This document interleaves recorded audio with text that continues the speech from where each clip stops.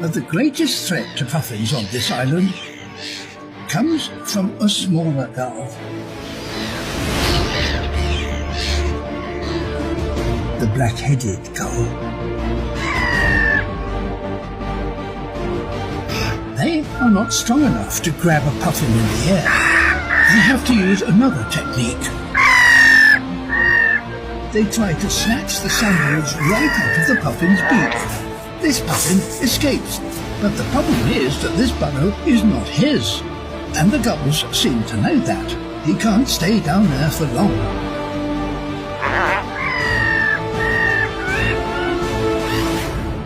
This little puffin is determined that these sand eels are for his chick and nobody else.